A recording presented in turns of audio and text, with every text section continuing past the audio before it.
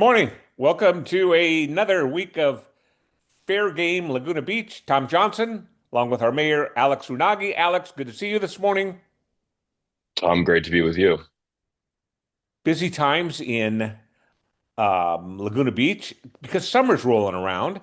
Yep. July 4th weekend next week. To me, lots of exciting stuff going on. We've got in another week, we've got Music in the Park starting up in Bluebird Park. We've got the Festival of the Arts next week. We've got the Sawdust Festival this week.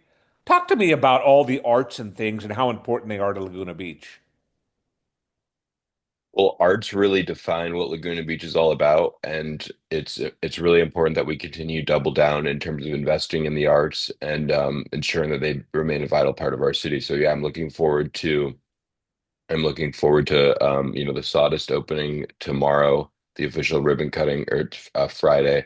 And then I will be out of town during for the festival ribbon cutting, but I'm also Mayor Pro Tem will fill in for me there. But I'm looking forward to attending the Pageant of the Masters this summer.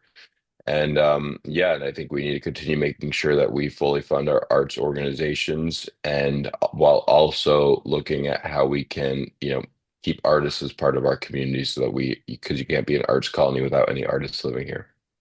Well, and I also understand that you have a road trip coming up to do a little Yeah, research on maybe even expanding that a little. Talk to me about yeah, that.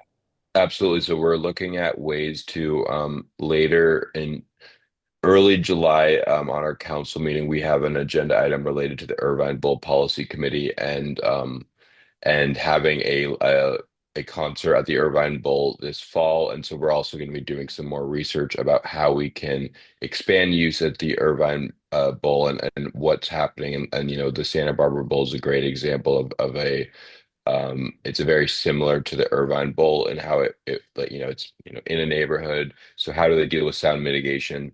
It's also just a very cool area, just like our Irvine Bowl is, and then it has world-class concerts. And so, we're going to do some more research on understanding that and figuring out if there's some best practices that we can learn from, and then collaborate with the Festival of the Arts and with our community to have more live music at the Irvine Bowl, perhaps, um, you know, and um, and go from there. Because I think live music is an important part of the arts, and so if we can really do more there, that would be great for the community and everyone involved.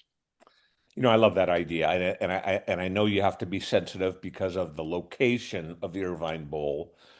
But it's such a jewel to this community, and in my estimation, it sits there so much of the year, the bowl itself, idle. Yep. There's other things at the festival, on the grounds of the festival and everything like that.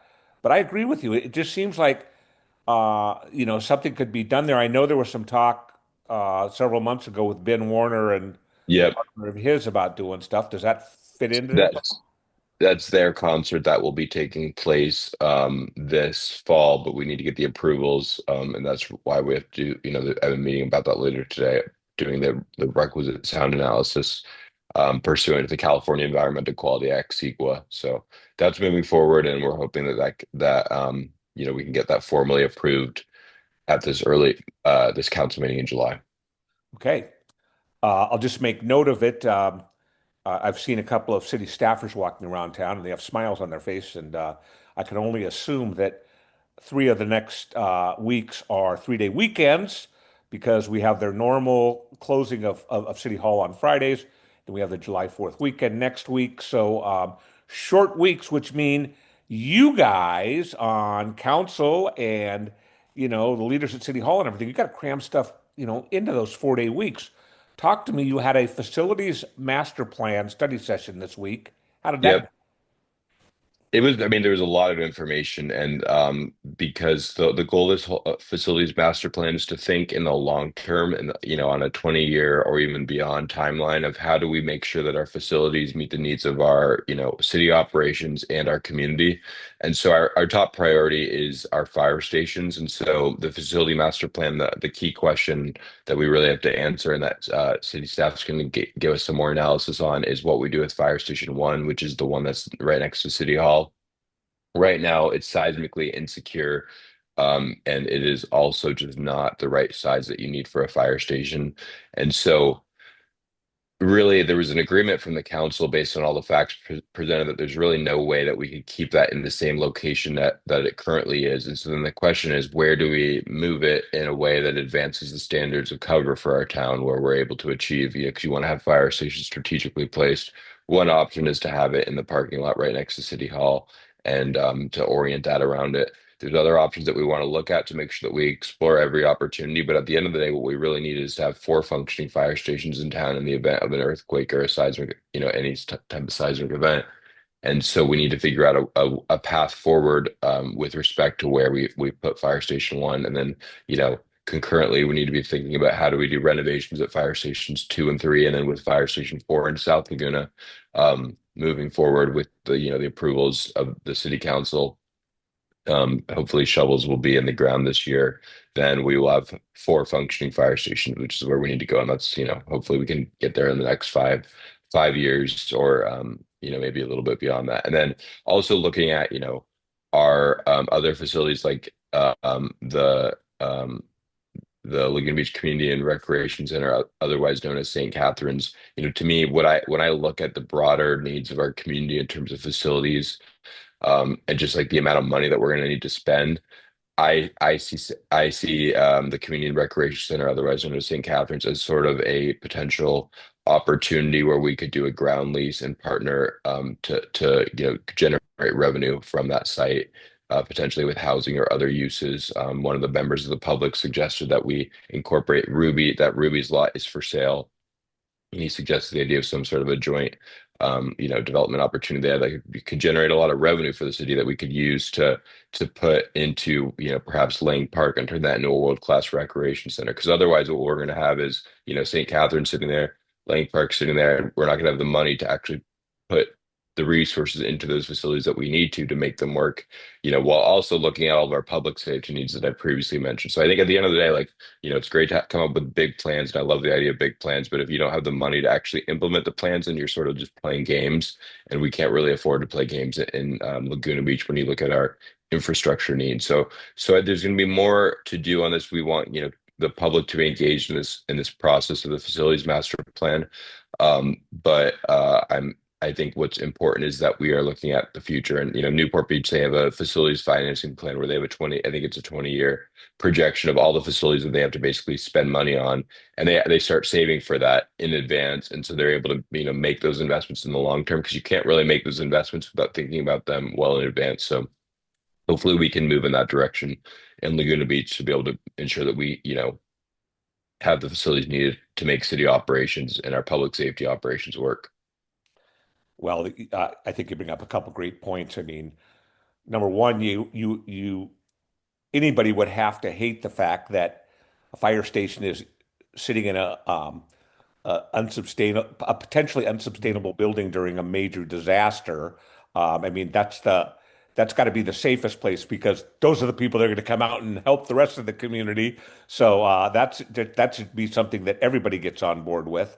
Number one, and then number two, I understand the challenges on the finances and looking out.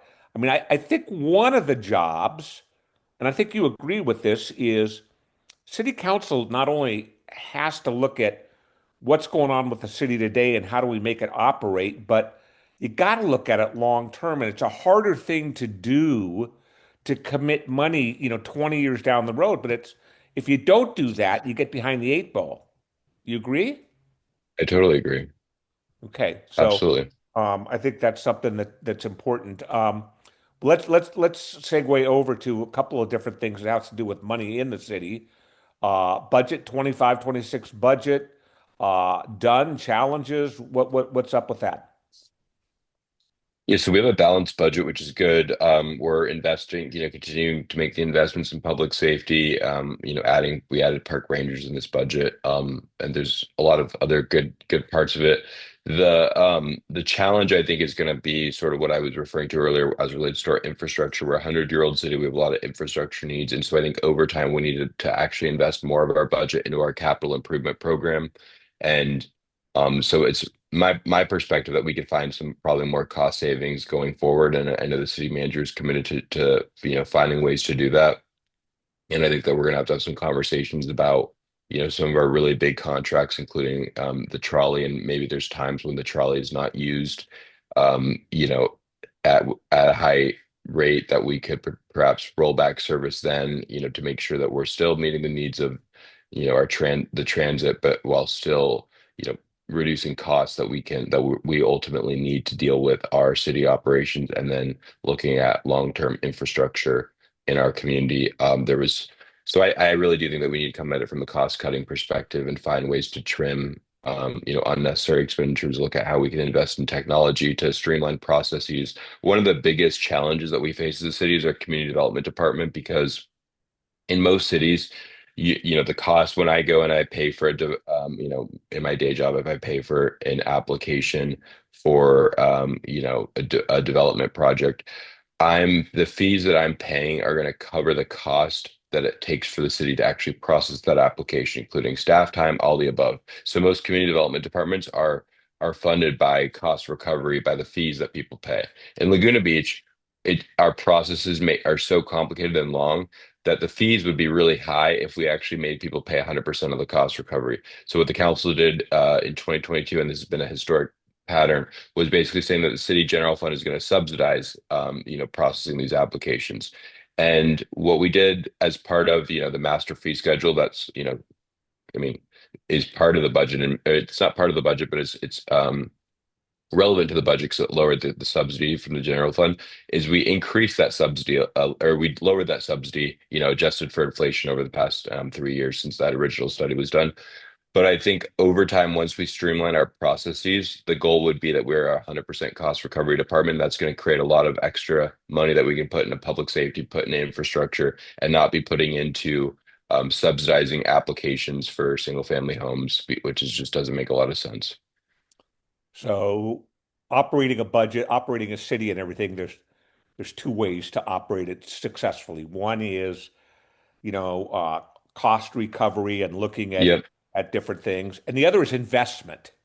And, Yep. Well and said. you've made a, a nice change, I believe, and when I say a nice change in investments going forward, in the past we've had a city treasurer that makes the investments for the city, but and no fault of hers, it's the way it's set up, but it's there's no accountability to it really. It's a person. Well, the accountability is every 4 years somebody can vote on who that is, but like in the Yep. last election, that we had one person that was running and that's what it was. Yep. So one of the changes you made, which I think is good, is to take some of the investment money, move it over under the city manager. Not that the city manager is making the investment, but the city manager helps find somebody to make those investments, and Yep. then you have accountability through the city. Talk to me about those changes you made and why. Absolutely.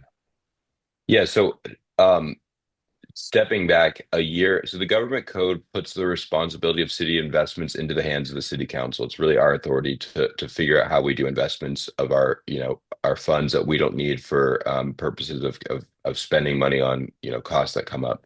And last year with the previous council, it was a 5-0 decision. We made the decision to stop delegating that authority to the city treasurer and instead delegate it to the city manager, and then via an outside firm called Meter.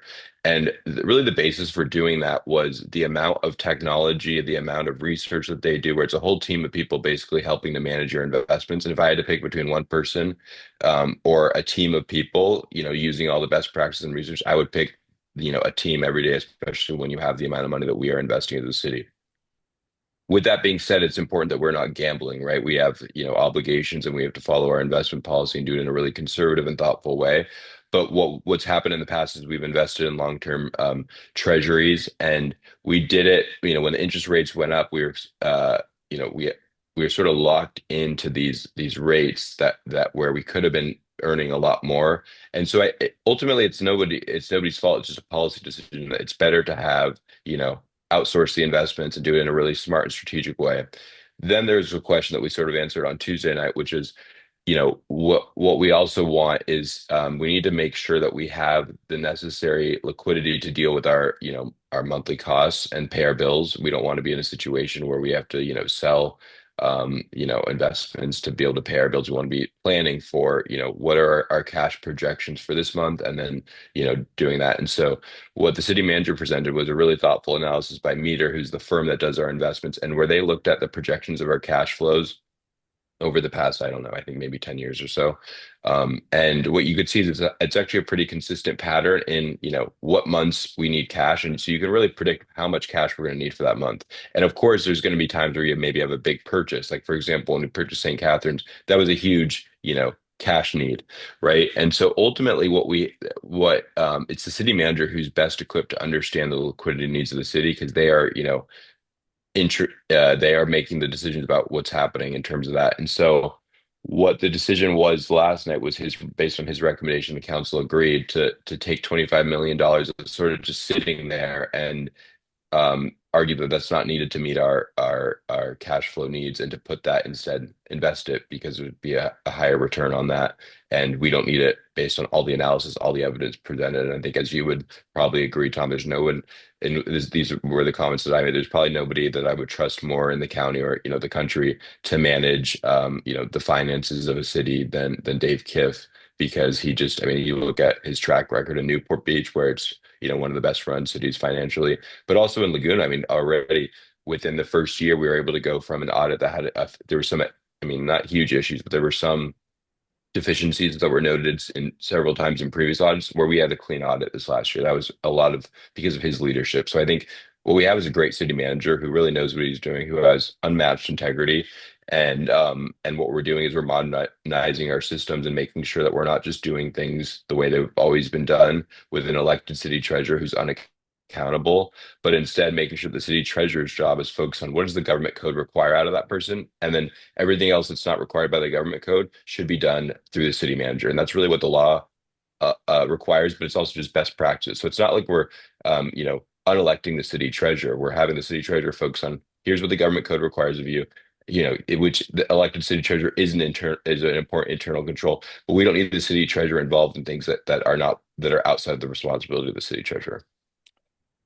Great point. And I particularly want to highlight that for those that don't or have never met Dave Kiff, maybe heard his name, or maybe not even really know who Dave is, City of Laguna Beach, you've harped on this, I have harped on this, is so lucky to have um, I'll say it, reeled in Dave Kiff to take the job because, it's, usually you have jobs like that and people beg for those jobs.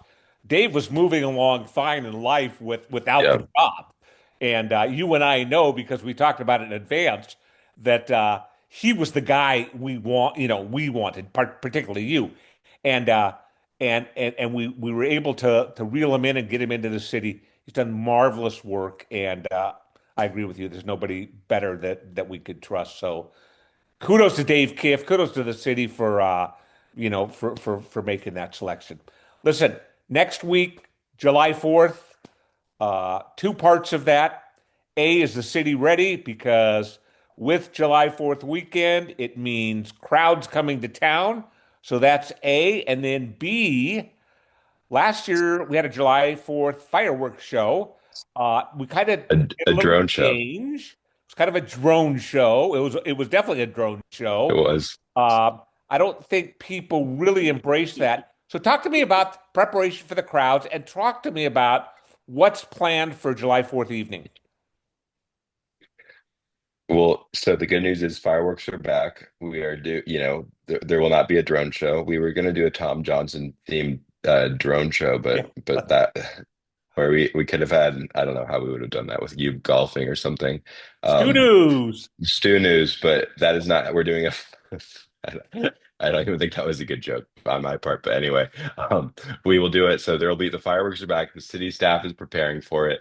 You know, I really have to give a lot of credit to our lifeguards, especially on days. I mean, all of our, law enforcement and firefighters, but in particular, our lifeguards, because they have such a hard job, especially on the 4th of July. It's like that. I think it's the day when they have the most amount of, calls and everything, and or not calls because they're there, but rescues and things like that. And so we are prepared. We're looking forward to the fireworks. One of the things that I did last summer that I plan to do again, probably late in July, is I spent a day shadowing the lifeguards, and so I'm going to do that. And I went on the wave, I swam out to the Wave Watch boat to really watch that in action, and so I look forward to doing that again, and supporting them in their mission, because I think we often we talk about police and fire, but we don't talk about the lifeguards enough. And so 4th of July is they're the ones. There's so many people who come here who have zero idea of what they're doing when it comes to dealing with the water. And our beaches, the nature of them is actually very different than most beaches, where it can really be dangerous. And um, with so anyway, so appreciate the lifeguards, appreciate all that staff has done to prepare for the 4th of July, and I'm looking forward to the fireworks show this year. So There if will you be a lot less mad emails after the fact, I think. But right, we tried something, it didn't work, and so we're moving forward. I think that's what we want to do, what you want. And I mean, we probably, if I were to go back in time, I would say we should have kept the fireworks. But we are, and so the fireworks are going forward this year, and I couldn't be more excited about them. great. Think it's a good move. Well, and also, if you want to see our lifeguards in action, maybe go down to the beach the day Alex swims out, or Mayor swims out to the boat, because who knows? Maybe you're going to need a little assistance. We'll make it another call. Anyway, Alex, great to see you as always. Keep up the good work in town. We'll see you around. A lot of stuff going on, so have a good week. Thanks, Tom.